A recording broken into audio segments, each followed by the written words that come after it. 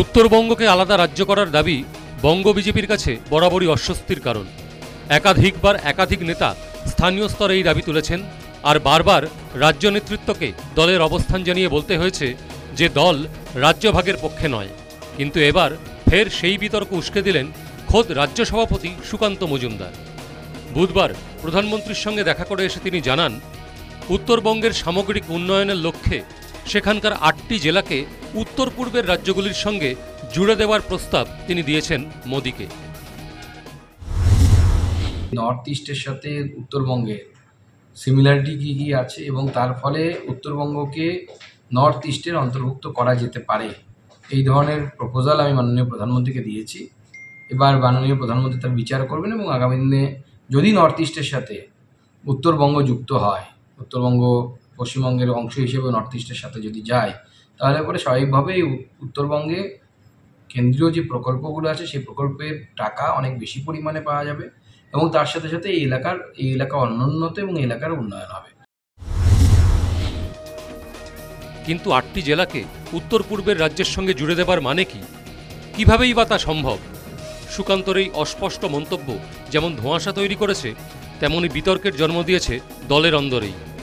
কালিম্পংয়ের BJP বিধায়ক পরিষ্কার জানিয়েছেন এটা অবাস্তব প্রস্তাব। সুকান্ত বিভ্রান্তি ছড়াচ্ছেন এইসব বলে।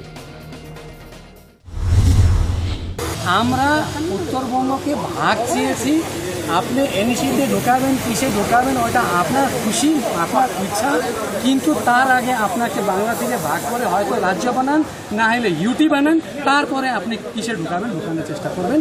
সে উত্তরবঙ্গকে ভাগ করে সেকে আলাদা না করে এইসব ভ্রমিত করার স্টেটমেন্ট না দেওয়া ভালো।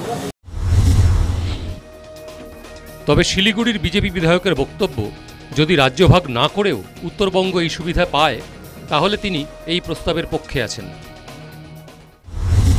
সিকিমে যদি আপনারা দেখেন, সেখানে ফার্মাসিউটিক্যাল ইন্ডাস্ট্রি গড়ে উঠেছে, তাহলে আমাদের দার্জিলিং পাহাড়ে কেন উঠবে না? ফলে আমরা চাইছি যে উত্তর পূর্ব ভারতের যে প্যারামিটার্সে বিশেষ প্যাকেজ দেওয়া হয়, পশ্চিমবঙ্গের অভ্যন্তরেই উত্তরবঙ্গকে রেখে সেই প্যাকেজগুলো যদি আমাদেরকে উত্তরবঙ্গের মানুষকে দেওয়া হয়, তাহলে উত্তরবঙ্গের সার্বিক উন্নয়ন সম্ভব। এটার সাথে আমি 100 নয় 1000 ভাগ সহমত এবং এর আগেও আমি উত্তরবঙ্গে ইন্ডাস্ট্রি তৈরি করবার জন্য বিশেষ আর্থিক সহায়তা কেন্দ্রের দেওয়া হোক, এই নিয়ে আগেও চিঠি আমি লিখেছি। প্রসঙ্গত, উত্তর পূর্বের 7টি রাজ্য কেন্দ্রীয় প্রকল্পের টাকার ক্ষেত্রে বাড়তি সুবিধা পায়। যেখানে অন্যান্য রাজ্য কেন্দ্রীয় প্রকল্প রূপায়ণে দিল্লি থেকে 60% টাকা পায়, সেখানে উত্তর পূর্বের 7টি রাজ্যকে কেন্দ্র দেয় 90% টাকা। সুকান্ত কি সেই সুবিধাই উত্তরবঙ্গকে দেওয়ার কথা বলতে চেয়েছেন?